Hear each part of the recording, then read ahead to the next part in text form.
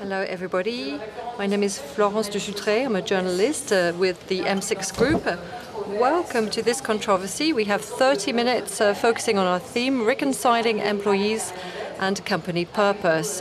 With us, we have Jean-Dominique, CEO of Renault, and Olivier SICHEL, Delegate General Manager of Caisse des Dépôts and the Director of the Banque des Territoires. Since 2019, the Pacte law has been allowing companies so wishing to include a company purpose in their articles, a sentence that describes their mission. Milton Friedman writes about the search for profit. But today, it's more about finding meaning in work. So 50 years later, the results are kind of mixed. So 2/3 of employees don't know what the company purpose is. 2/3 of under 35s are ready to leave their job because there's a lack of meaning. So we have Jean-Dominique with us. He is the co-author of the report that inspired the Pacte law. You fashioned the idea of this company purpose, and now some critics might say it's a slogan for you. What does that mean?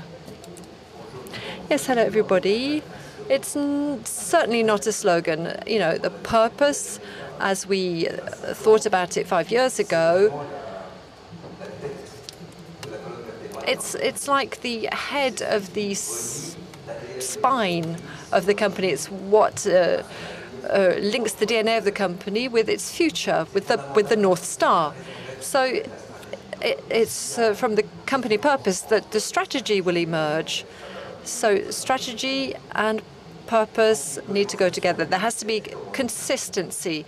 So the company purpose controls everything. So it's a very serious subject. It's something that cannot just be written down in the space of 2 minutes. It's not a slogan. It's work that has to be done with all of the employees of a company, and it can take some time. And that's just as well, because the time devoted to elaborating that purpose is a great opportunity for dialogue in the company. So I haven't changed my mind today, and I'm happy about this. You know, some employees may not know what the purpose is, but 5 years we weren't even talking about it. So it's too important now. It's something that commands the rest of the debate. So it's becoming important in the private sector. 80% of CAC 40 companies have adopted a company purpose, so it's very important from a hierarchical point of view. In the public sector, Olivier SICHEL, the Banque des Territoires, is a public bank. It has assignments that focus on public interest. Is it superfluous, this idea of purpose in your sector? We might think that in the public sector we don't necessarily need this purpose. We don't wonder about the purpose of a hospital. We don't wonder about the purpose of a school.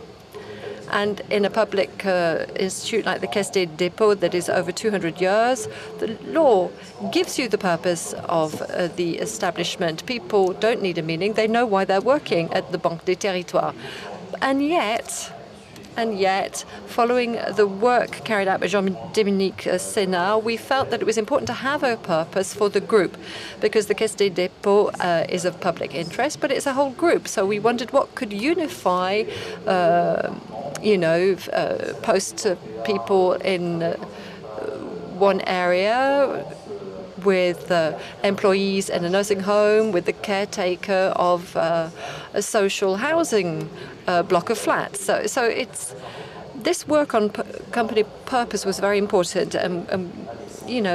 We included millions of employees inside the companies to work on the idea of purpose. This was 5 years ago, and I think it covered both groups, so CDC and the Renault group in 2019. Since then, Jean-Dominique, if we diagnose things, what's happened? We're talking about reconciling. So what's happened?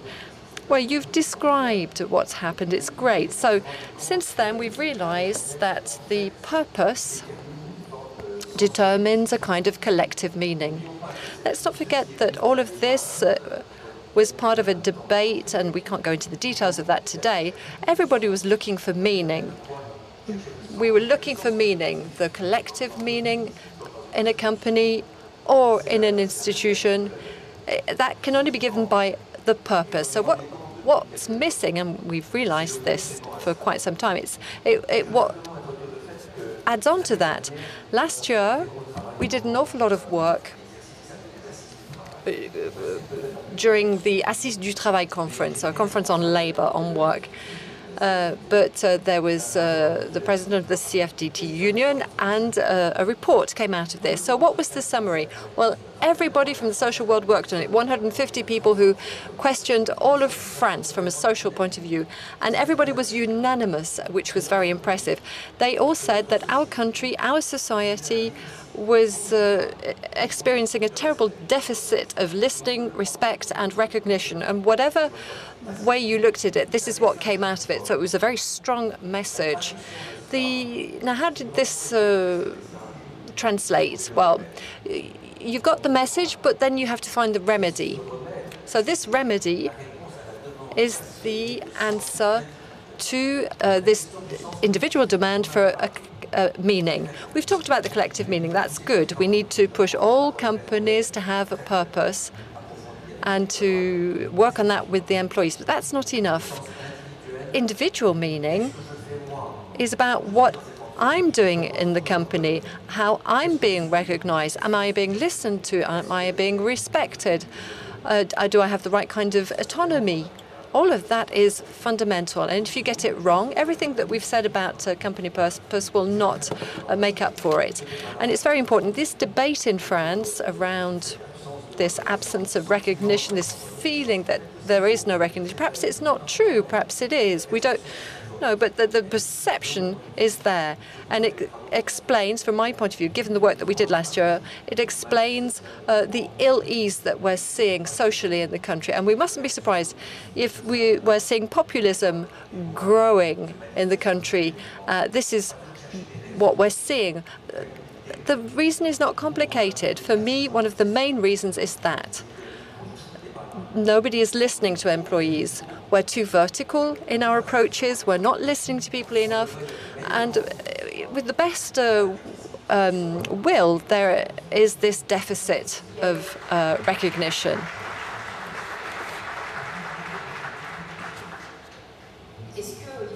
So, Olivier SICHEL, are you seeing this same crisis, the problem of, the purpose of the company trickling down to individual purposes and the feeling of recognition individually? Is it the same thing in the public sector? Yes, it's the same thing, but it preceded a purpose. When you work in a school or a hospital, you don't need a purpose. But what people say, I've come here to care, and in a hospital, all I'm doing is admin work. I came to teach, to pass on knowledge, but the conditions don't allow me to do that job. So as Jean-Dominique was saying, it's about recreating the right conditions so that people can really do their jobs properly. It's important for companies to define their meaning, but for the public sector, the meaning, people commit to the group because of the general interest that it serves. It's more than just going, focusing on the public interest, in fact. We spend a lot of time saying that what we are coordinating is a managerial approach. It's about reattributing the right conditions, the right resources, the right room for maneuver for people to do their jobs properly. And there's something specific to France. In France, we like statutes, we like rules, and we have to understand that the more rules there are, the fewer, the less autonomy there is, and the less room for maneuver, because there's the tension between the need for rules to guarantee equality. And of course, our citizens are very much attached to equality. But then there's the question of autonomy. You need to be able to adapt to circumstances. And at the Banque des Territoires, we've devolved. So you can now take decisions locally. The decisions taken in Aix-en-Provence will not be the same in Dunkirk, in Corsica, or in the overseas territories.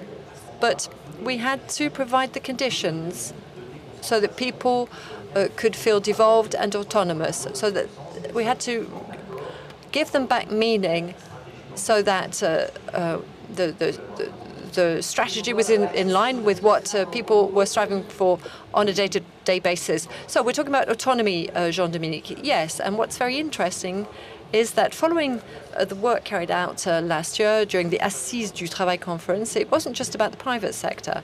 It was more global than that.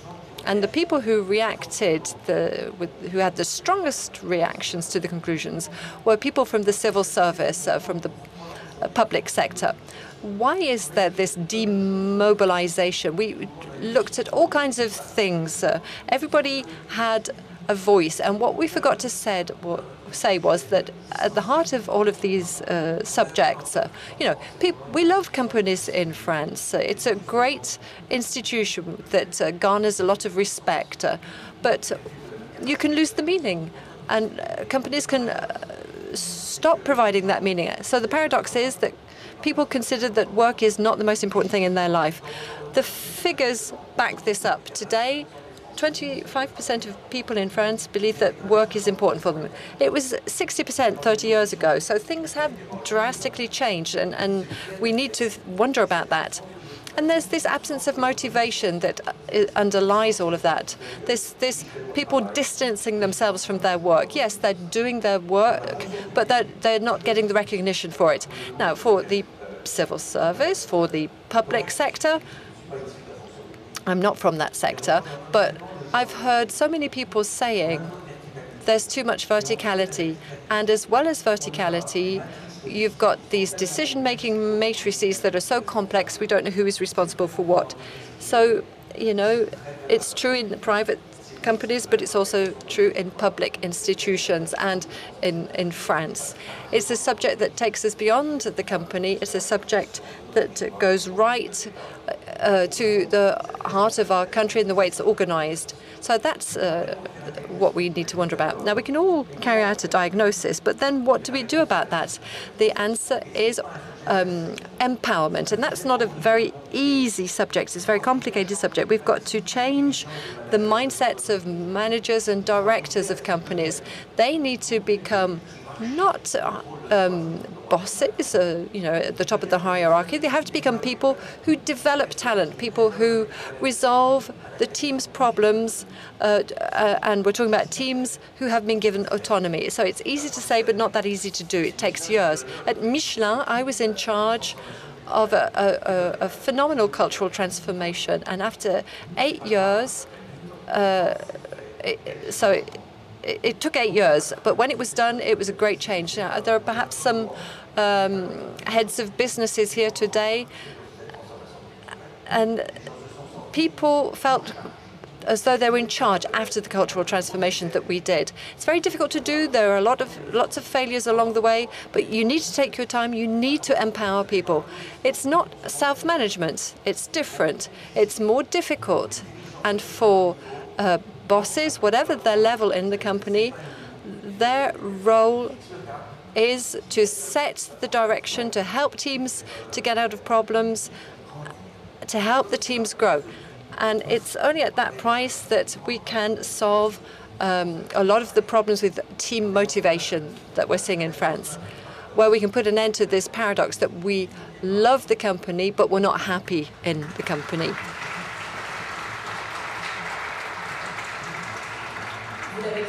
So, as you've said, it takes a lot of time.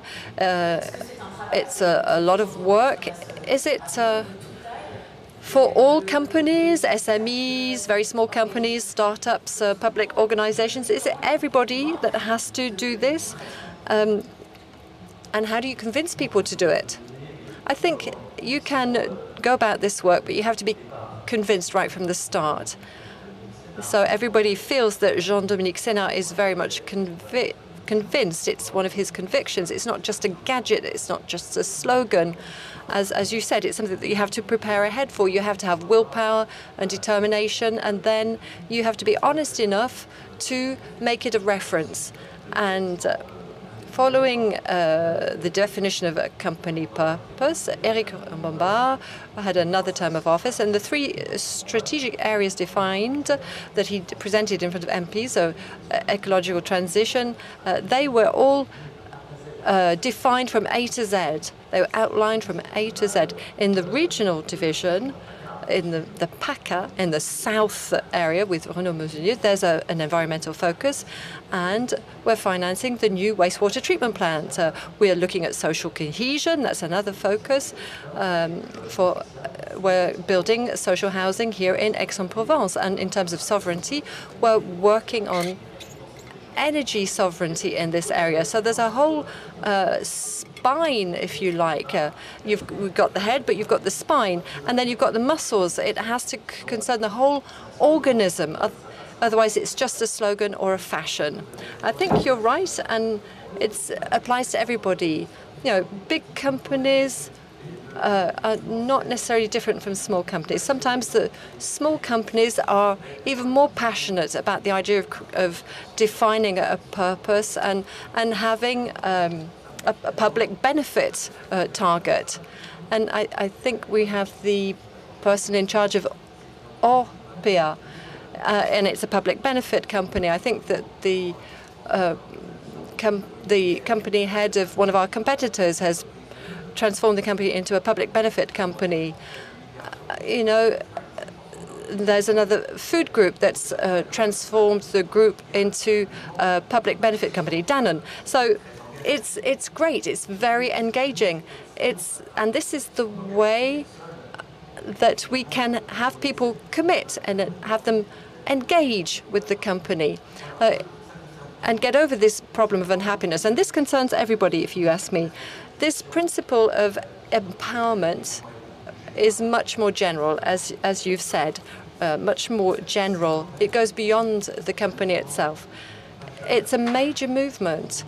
For me, if you like, because it's about company management, because it's about public sector management, because it's about state organization management, it's a national cause. It's a national cause, and I would like everybody to understand this and to take it on board. If we don't do it collectively today, I think there will be some difficult times ahead, but it's valid for everybody. A last question before we wrap up. For companies or for the state, isn't it too heavy a burden to carry for the companies to carry all of the meaning of life, so to speak, of the employee that has to be reassured and by the organization? For the company, I will answer maybe because it's easier for me to do that. But yes, it's a heavy burden. But let's understand that 5 years ago, we could write that a company was a political enterprise. It shocked a few people, I know, but it was the manager of all the trade unions of France who said it. The company is not here just to make profits, like Milton Friedman would say. Capitalism, the Anglo-Saxon capitalism that actually contaminated France in a very big way in the 90s, 2000, even 2010. Companies are here to make profit because otherwise they don't survive, but companies are also here to take into consideration the social and environmental stakes. That's what is part of the civil code of France, which hasn't changed since 1804. If I say that, I've said it all. It means that companies has it on its shoulders huge responsibilities of outreach. There are stakeholders that are not only the shareholders and the employees. It's everything that is around the company, the suppliers, NGOs, all of them. And that's why companies have a committee of decision makers, because it's too important. The company has to have an outreach. It's a political institution. It's within the company that we need to generate this trust. But we have to be sure that the responsibility that we have, but it also goes with the public function, is very wide, because I believe that the institution of the company is one of the most credible today to do all that, to achieve all that, as long as it is provided for the necessary freedom to do it, and that it doesn't submit it to too strong constraints. I will stop here. Maybe a word to conclude. Olivier SICHEL, do you agree? I agree, but I don't want to have the burden carried of our difficulties by the companies. We're in a state where 55% of the public spending is public. So companies belong to the private sector, and the companies are not going to be capable to address the needs of very strong needs coming from the public sector that are very loud and clear on questions of health, security. So on the public sector, there should be some transformations to be made to address the needs of the French people. Thank you very much to both of you. We're now going to move on to the question from in the room.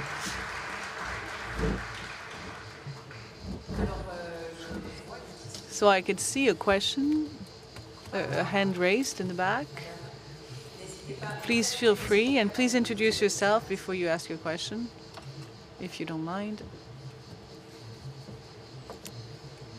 Hello, ladies and gentlemen. I'm Laetitia Libanel. I'm a manager of a company with a mission. We're 1,600 public good companies in France. My question is, why are we only 1,600 companies for public good in France? Such a little number. In 2024, it's not that bad, you know. It's very difficult to be a public good company. It's not that easy. You have to remember that. We have to integrate the purpose in the statutes, in the bylaws of the company. We have to create a mission company, and it's very constraining because we need to be able to follow very closely the deployment of this purpose. It's a complicated task, and not everybody can do it. But I think this is the trend of history right now.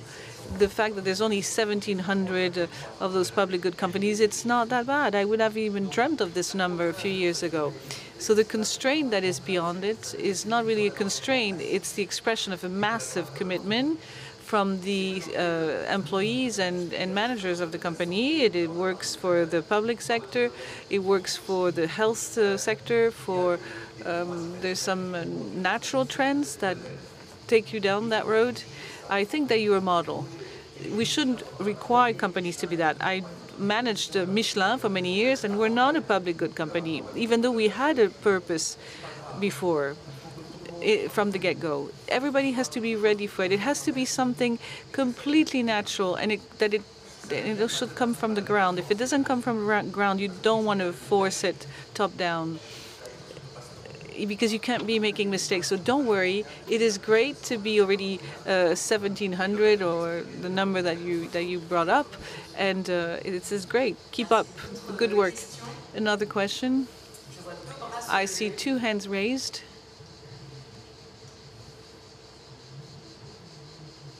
Hello, Isabelle Dumarteau. I was a Spanish teacher, and then I worked at the Senate.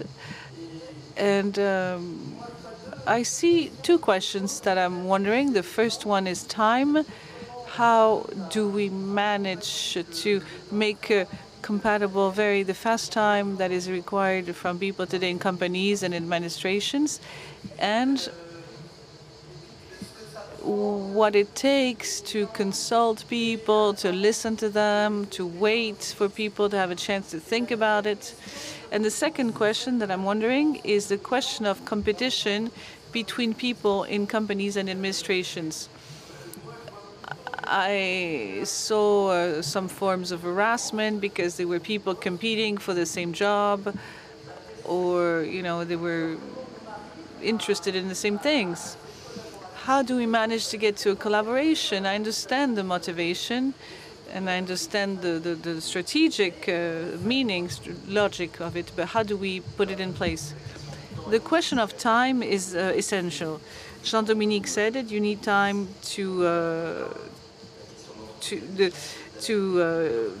you have to become.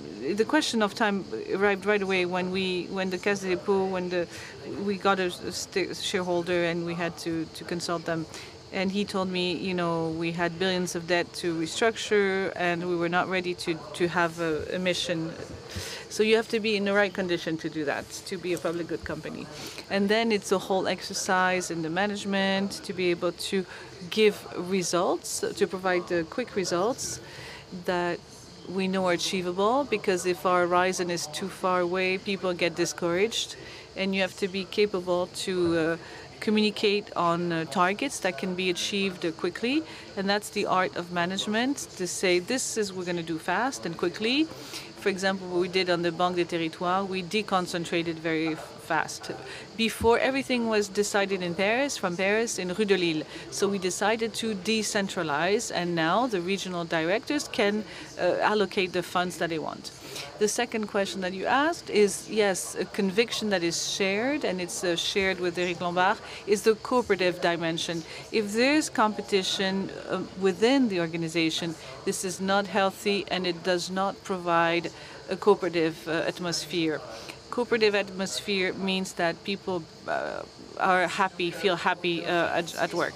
So yes, this is a good start to reconcile employees and purpose. And thank you very much to both of you.